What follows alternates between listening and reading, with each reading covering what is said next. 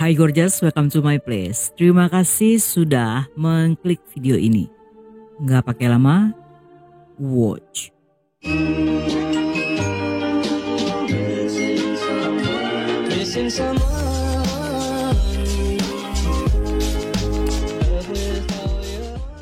Pada 2013, Preti yang saat itu baru saja lulus kuliah dan tentunya sedang mencari pekerjaan, tiba-tiba melihat pemberitahuan jika Angkatan Laut India sedang membuka perekrutan untuk bagian perawat.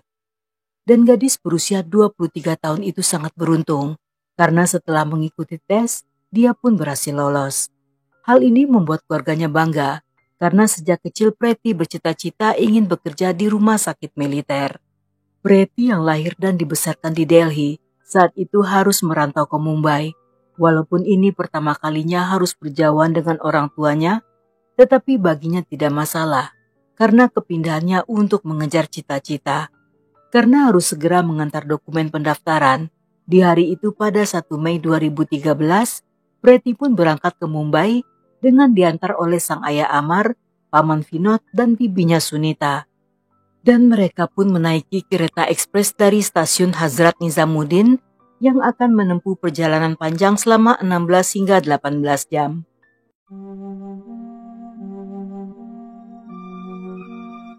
Saat berada di kereta, suasana tampak sangat ramai dan dipadati oleh penumpang, sehingga banyak orang yang berdiri karena tidak mendapat kursi. Di antara kerumunan tersebut, ada seorang pria yang menutupi wajahnya dengan syal dan juga topi. Dia tidak bicara pada siapapun, termasuk orang yang duduk di sebelahnya. Walaupun sesekali pergi ke toilet dan kembali ke tempat duduk, namun tatapan matanya terus mengarah pada rombongan Preti, seolah-olah sedang mengawasi mereka. Karena merasa curiga jika pria itu adalah copet, keluarga Preti pun seketika menjadi waspada. Keesokan harinya sekitar jam 8 pagi, ketika kereta tiba di stasiun Mumbai, semua keluarga turun dan jalan bergegas. Karena sedikit lelah, saat itu Preti berjalan agak lambat hingga tertinggal di bagian belakang.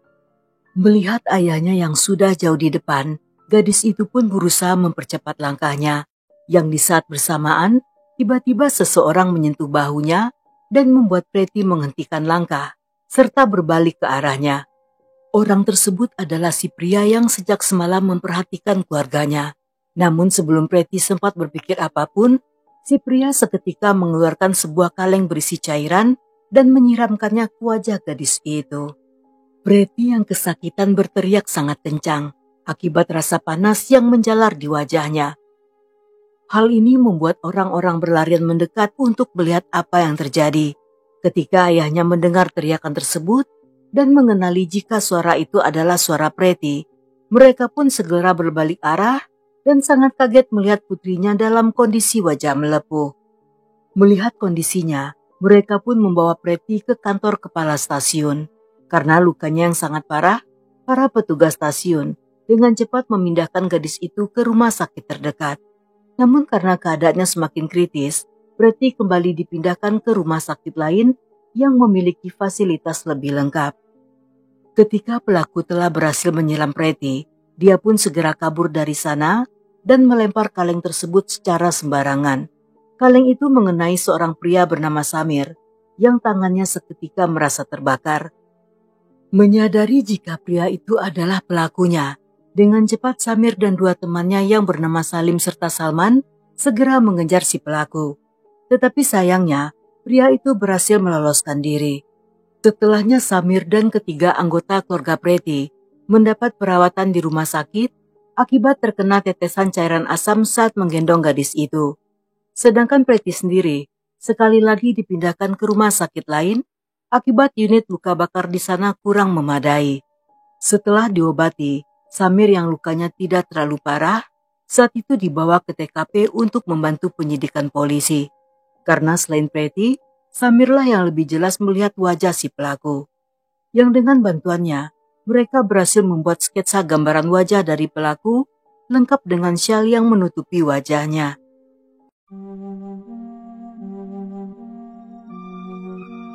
Setelah mengumpulkan bukti-bukti di TKP, polisi pun kembali menemui Preti, yang menurut dokter Selain menderita luka bakar parah pada bagian wajah, leher, dan tubuh, suaranya juga ikut hilang.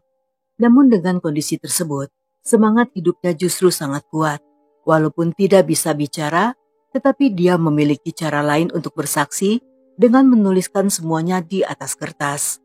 Saat bersamaan, ketika berita tentang kejadian ini mulai diliput wartawan, polisi pun mendapat banyak tekanan dari berbagai pihak, termasuk dari masyarakat yang marah dan meminta agar polisi segera menemukan si pelaku. Sehingga saat itu, kepolisian berusaha keras untuk mencari bukti-bukti yang kemungkinan masih tertinggal di TKP. 2 hari setelah kejadian, seorang pemuda bernama Pawan menelpon kakak Priti yang bernama Tanu untuk menanyakan keadaan gadis itu. Karena Pawan adalah kenalan Priti, sehingga keluarganya tidak terlalu mengenal pria itu. Ketika Tanu memberitahu ayahnya tentang panggilan telepon tersebut, yang karena merasa curiga, Amar segera memberitahu polisi tentang hal ini. Polisi yang mendapat info membawa sketsa wajah pelaku dan bertanya pada Preti apakah dia mengenali wajah tersebut. Dan saat itu, Preti menuliskan 3 nama di papan tulis.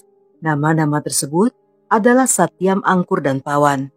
Yang menurut Preti, ketiga pria itu mirip dengan wajah yang ada di sketsa.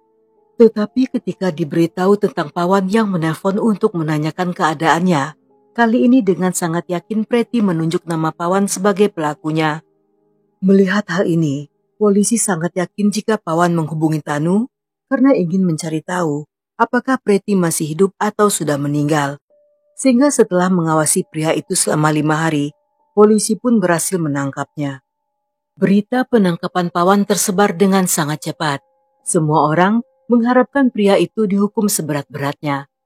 Di saat bersamaan, Preti yang kondisinya semakin memburuk harus kembali menjalani operasi. Akibatnya, dia kembali dipindahkan ke rumah sakit yang lebih besar yang berada di kota Mumbai.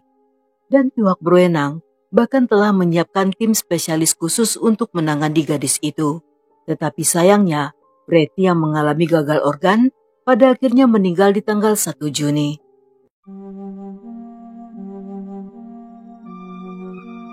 Karena dalam penyidikan polisi tidak menemukan bukti kuat atas keterlibatan Pawan, sehingga mereka pun melepaskan pria itu. Hal ini membuat Amar yang kesal memutuskan untuk melakukan penyidikan sendirian. Dan dia pun berhasil mengetahui jika polisi telah lalai saat melakukan penyidikan.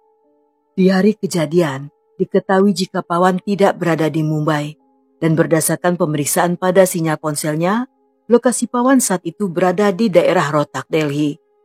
Tetapi setelahnya, polisi tidak mendatangi lokasi tersebut untuk memastikan apakah Pawan benar-benar berada di sana atau hanya ponselnya saja yang ditinggalkan di Rohtak untuk mengelabui polisi. Tidak puas dengan hal ini, dengan bantuan masyarakat Amar pun mengajukan petisi dan meminta agar kasus ditangani oleh CID yang merupakan Departemen Khusus Investigasi Kriminal. Yang permintaan tersebut disetujui oleh pengadilan dan mengalihkan kasus pada CID. Setelahnya CID kembali melakukan penyidikan dari awal dengan mendatangi wilayah rumah Preti di Delhi, yang di sana mereka menanyai semua warga serta kerabat untuk mencari info tentang Pawan. Dari salah seorang tetangga yang tinggal di dekat rumah gadis itu, mereka mengetahui jika Pawan menyukai Preti dan telah berkali-kali menyatakan cinta yang selalu ditolak. Di lain waktu dia bahkan mengajak menikah, yang ketika ajakannya diajukan, pria itu mulai menggila dan terobsesi. Karena berkali-kali mengalami kegagalan, dia pun mulai mengancam akan membunuh Preti. Berdasarkan info tersebut, CID pun menemui Pawan. Saat ditanyai di mana keberadaannya pada hari kejadian, alih-alih menjawabnya, pria itu justru bicara tak tentu arah dan beberapa kali merubah pernyataan. Sang detektif yang merasa kesal, pada akhirnya melakukan pemeriksaan fisik pada Pawan dan menemukan beberapa luka bakar akibat air keras pada kedua tangannya. Dengan adanya bukti tersebut, CID pun membawa Pawan ke Mumbai untuk melakukan pemeriksaan kesehatan dan setelahnya menjalani masa tahanan. Dalam interogasi, dia mengaku sangat tergila-gila dan ingin menikahi Preti. Namun dia mulai frustasi akibat selalu mendapatkan penolakan. Ketika mendengar kabar jika sang pujaan mendapat pekerjaan di rumah sakit militer, sedangkan Pawan sendiri masih menjadi pengangguran banyak acara, Seketika hal ini membuatnya menjadi bahan ejekan bagi keluarganya sendiri. Mereka mengatakan jika Pawan yang berwajah seperti curut dapur bagaikan pungguk merindukan rembulan yang tidak bisa mengukur bayang-bayang. Hal ini tentunya membuatnya sakit hati, sehingga rasa sukanya pada gadis itu seketika berubah menjadi rasa iri dan juga dengki. Tidak ingin melihat Preti bahagia, dia pun mulai berpikir untuk menghancurkan serta menjatuhkan karirnya yang bahkan belum pernah dimulai. Karena informasi tanggal keberangkatan Preti telah diketahui oleh para tetangga, sehingga Pawan pun menyusun rencana akan menyerang gadis itu dalam perjalanan ke Mumbai.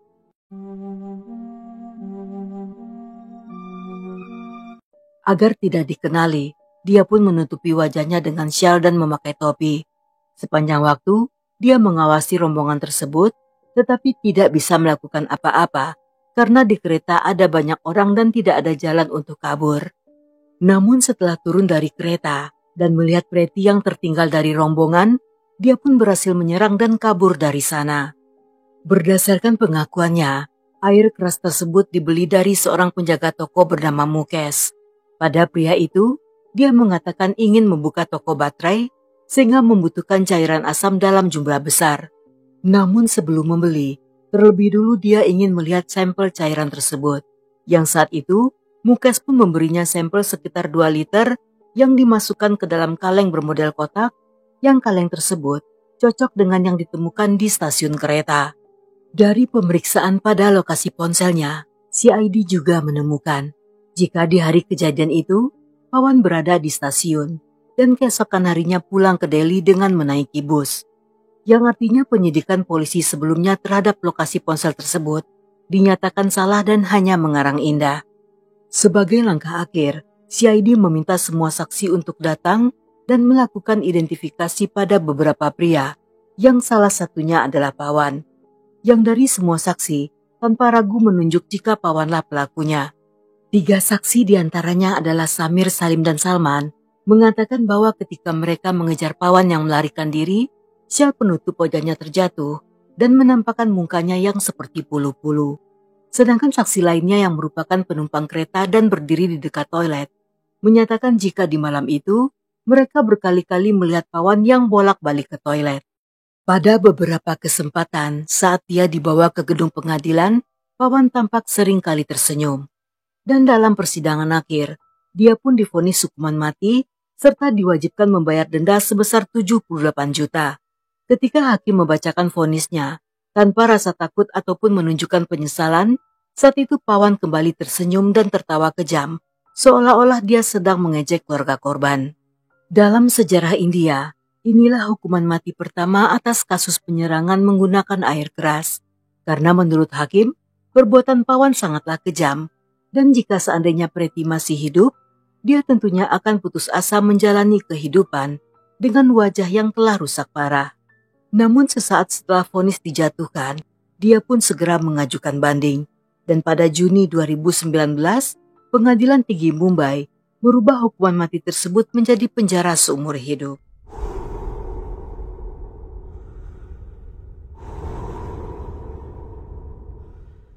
Pada 16 Maret 2018 sekitar jam 9 pagi, seorang gadis bernama Kirti akan berangkat kerja ke salon kecantikan terkenal bernama Biblan, yang di sana dia menjabat sebagai kepala eksekutif bagian keuangan.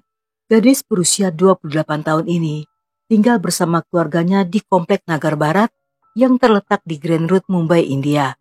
Dan setiap harinya, dia akan berangkat kerja dengan menaiki kereta cepat. Namun di hari itu, Kirti dijemput oleh 2 rekannya dengan mengendarai mobil SUV berwarna putih. Karena hal ini di luar kebiasaan, sehingga gadis itu sangat yakin bahwa temannya memiliki maksud tersembunyi. Tetapi baginya tidak masalah, dan dengan senang hati menerima tawaran tersebut.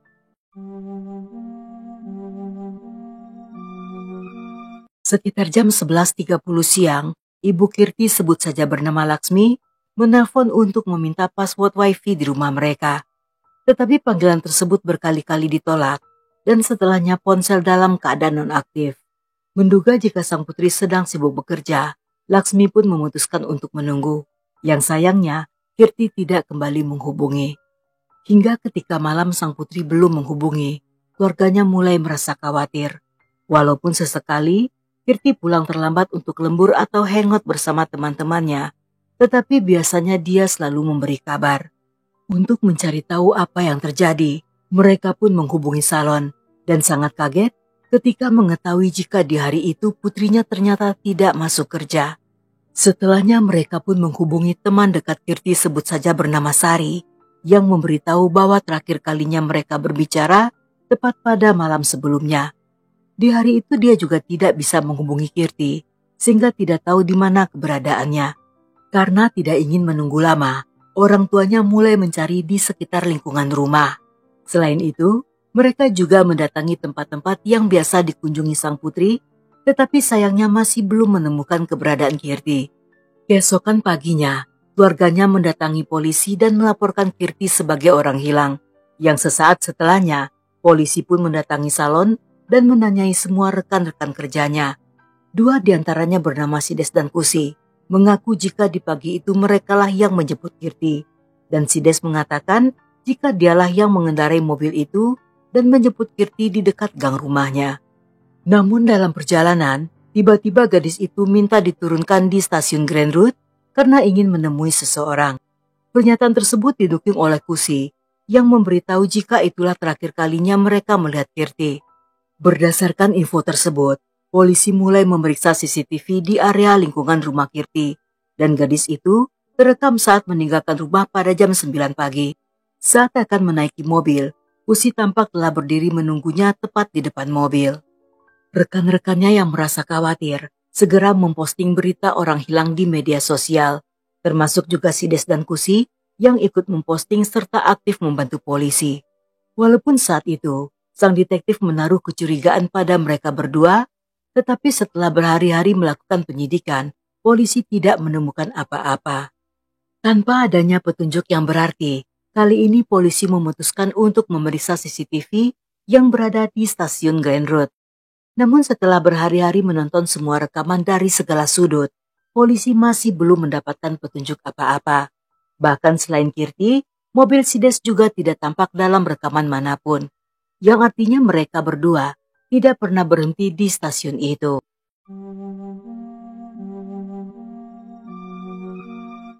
Polisi pun kembali menanyai Sides dan Kusi, tetapi keduanya mengatakan jika mereka menurunkan Kirti bukan di depan stasiun, melainkan di sekitaran area stasiun, tepatnya di Navijan Society. Pengakuan ini tentunya berbeda dari sebelumnya, sehingga sang detektif yang curiga mulai mengawasi keduanya. Hanya saja setelah memeriksa riwayat panggilan di ponsel mereka dan tidak menemukan apa-apa, polisi pun tidak bisa menahan mereka berdua, dan pada akhirnya kasus ini berjalan cukup lambat. Namun 50 hari setelahnya semua pun mulai terungkap ketika forensik melaporkan bahwa pada pemeriksaan bagasi di mobil Sides ditemukan adanya tetes darah yang setelah diperiksa dinyatakan cocok dengan DNA milik Kirti. Dan dengan adanya temuan ini, polisi pun menangkap Sides serta Kusi. Dalam interogasi, keduanya bersikeras mengatakan bahwa telah menurunkan Kirti dalam perjalanan. Dan ketika sang detektif menyatakan tentang penemuan noda darah di mobilnya, mereka pun kembali mengelak dengan alasan tidak tahu apa-apa. Namun beberapa jam kemudian, tiba-tiba mereka mengakui segalanya. Di salon tempat mereka bekerja, Kirti merupakan manajer keuangan, sedangkan Sides sebagai akuntan dan Kusi merupakan staf senior. Pria berusia 28 tahun itu telah bekerja lebih lama dari Kirti dan pekerjaannya berjalan cukup baik. Tetapi selama beberapa bulan terakhir, dia gagal memenuhi target dan sering membuat kesalahan. Yang karena itulah, Kirti menuntutnya agar meningkatkan kinerjanya paling lambat di tanggal 16 Maret. Dan jika Sides gagal, pria itu pun terancam akan mendapatkan PHK. Merasa tidak terima dengan kebijakan itu, Sides pun mengadu pada Kusi yang secara diam-diam keduanya ternyata merupakan pasangan selingkuh. Kusi yang berusia 42 tahun diketahui telah menikah dan memiliki anak. Karena tuntutan yang diberikan Kirti mustahil dilakukan dalam waktu dekat, sehingga mereka memutuskan untuk melenyapkan gadis itu agar dia tidak bisa menghadiri sidang rapat yang merupakan hari penentuan nasib Sides.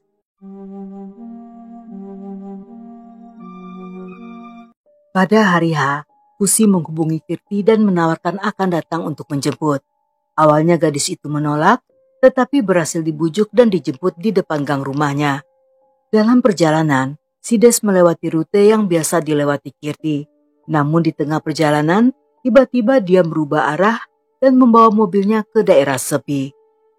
Setibanya di sana, mereka meminta Kirti untuk tidak memecat Sides. Yang saat itu, Kirti justru mengatakan bahwa semuanya akan ditentukan dalam rapat. Mendengar jawaban yang tidak diinginkan itu, mereka bertiga mulai adu mulut, yang kemudian berakhir dengan keduanya yang secara bersamaan mencekik Kirti hingga tewas dengan menggunakan sebuah syal. Setelahnya karena buru-buru harus ke kantor dan tidak sempat menyingkirkan jasad gadis itu, sehingga mereka meninggalkan Kirti di dalam mobil yang diparkir di halaman kantor. Dan agar tidak ada yang melihat jasadnya, mereka memasang penghalang sinar matahari di depan kaca mobilnya.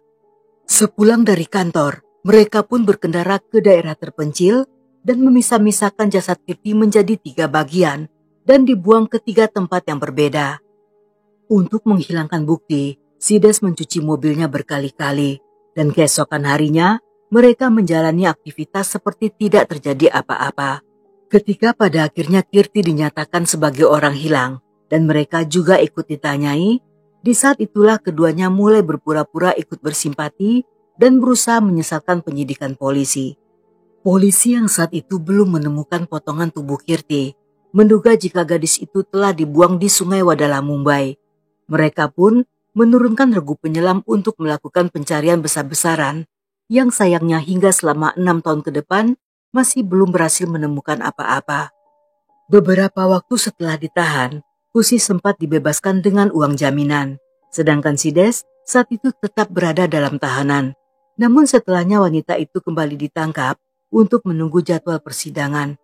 Dan setelah menjalani masa persidangan yang cukup panjang, pada akhirnya di bulan Agustus 2024, Sides dan Kusi masing-masing divonis dengan hukuman penjara seumur hidup.